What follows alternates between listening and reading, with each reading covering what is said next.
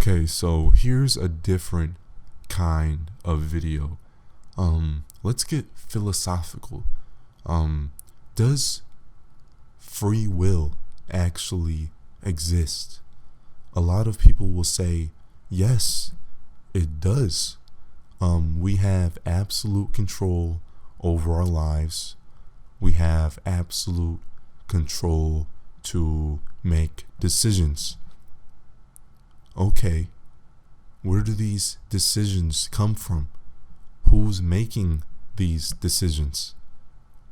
Who controls the thoughts that goes into your brain? How do these thoughts come about?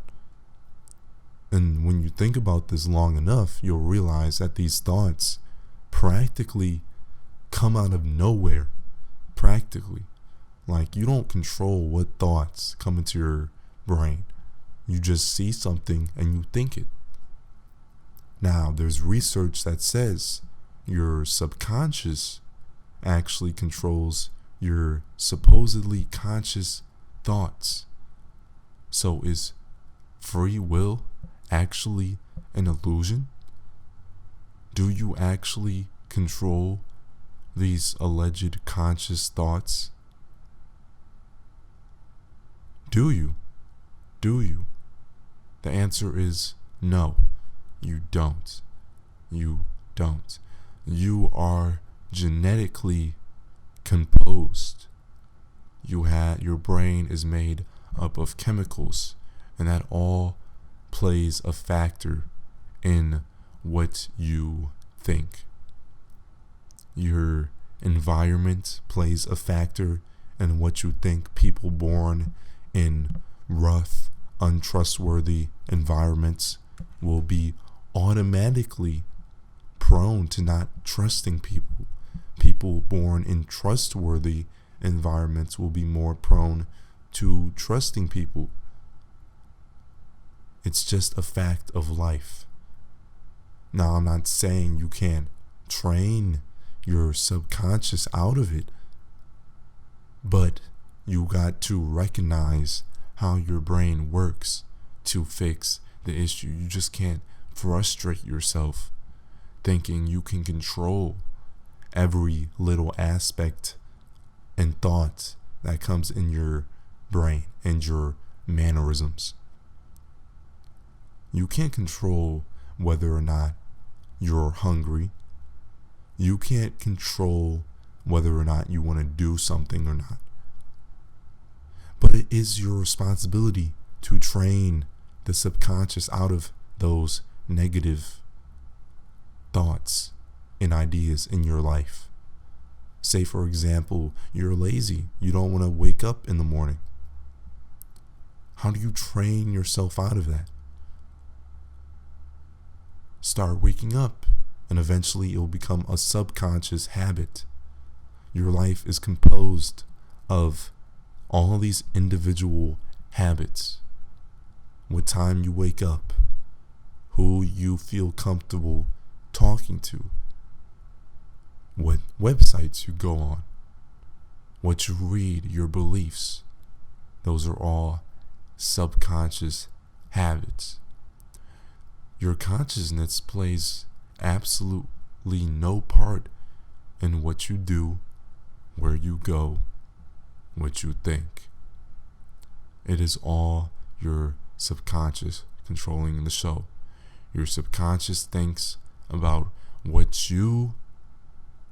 would be best for you based on previous experiences, and then it gives you a thought, a conscious thought, and then you're like, oh, I'm going to do this now, or oh, I'm not going to do this.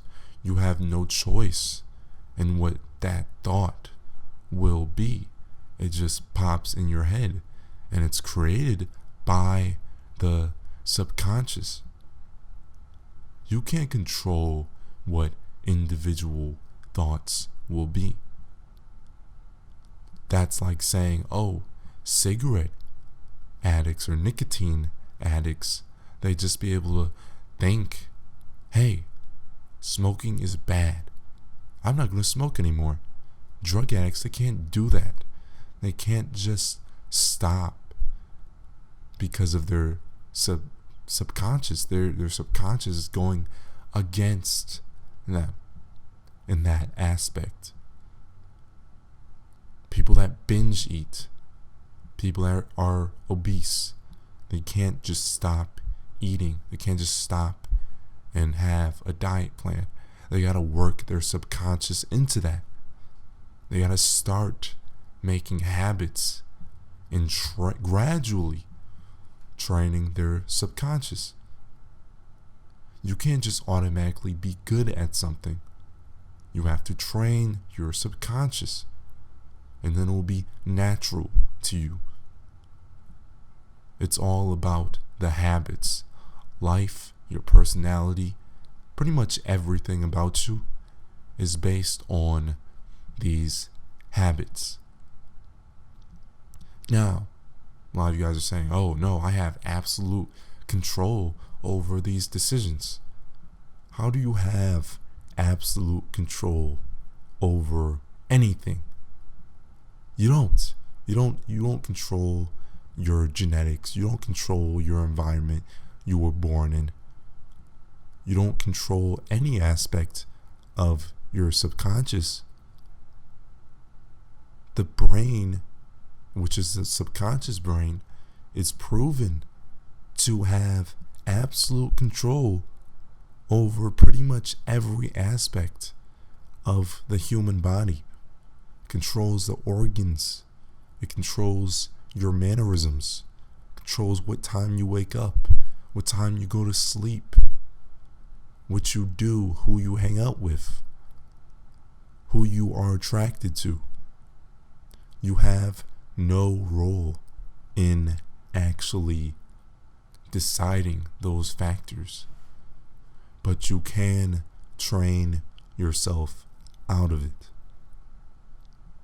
And this is why a lot of motivational speakers make this so clear, that it is important to exercise your habits. You can't just wake up one day and decide, oh, I'm going to be this buff guy, I'm going to start working out.